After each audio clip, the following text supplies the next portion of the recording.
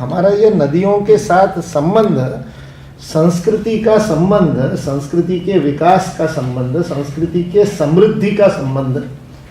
सारे विश्व में यदि हम सबसे समृद्ध देश यदि बने तो उसका नदियों के साथ बड़ा घनिष्ठ संबंध है। और इससे पहले सिंधु घाटी सभ्यता के नाम से जाना जाता था, क्योंकि प्रारंभ में जो उत्खनन हुए वो सारे उत्खनन सिंधु नदी के किनारे पर उनको वो पुराने सारे अवशेष मिले कि कहाँ पर ये वैदिक और वैदिक से भी पूर्व के कालखंड, जो आधुनिक लोग जिस प्रकार से उसको प्री वैदिक वगैरह प्रकार से हड़प्पन, अब उसके बाद में उससे पहले का निकला तो प्री हड़प्पन, और उसके पहले का निकला तो अभी उसको क्या नाम देना वो चल रहा है। पहले सिंधु सभ्यता के नाम से उसको कहा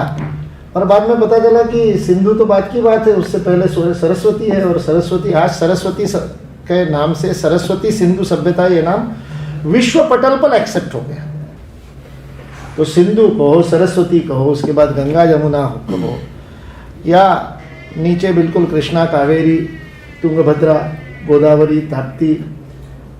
बिल्कुल केरल में जाकर के आप परशुराम जी की और परशु को धोने की जो कहानी है वो पेरियार नदी हो, ये नदियों के किनारे पर समृद्ध हुई, विकसित हुई ऐसी ये संस्कृति है। इसका जीवन नदियों के साथ जुड़ा हुआ है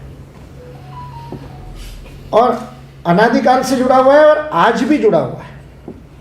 एक समय में नदियां संचार के साधन के रूप में भी और खास करके माल के वहन के लिए बहुत प्रयोग में आती थी, कार्गो के रूप में प्रयोग में आती थी। इसलिए इकोनॉमिक प्रोग्रेस भी नदियों के सहारे बहुत जबरदस्त तरीके से कई वर्षों तक हुआ। आज संचार के साधन बदल गए, रेल आ गई, उसके बाद और सड़कें भी अभी संचार का साधन बन गई। तो अब आप देखेंगे तो गांव, कस्बे सड़कों के किनारे पर विकसित होते हुए दिखाई देते हैं, लेकिन फिर भी जल,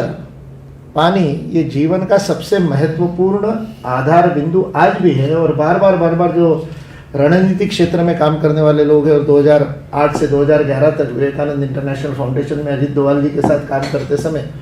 उस क्षेत्र का बड़ा निकट से परिचय हुआ और उस कारण से अभी भी उसको जब फॉलो करते तो बार बार रणनीतिक क्षेत्र वाले लोग ये बार बार आपको सुनने को मिलेगा कि तृतीय महायुद्ध होगा तो वो पानी के ऊपर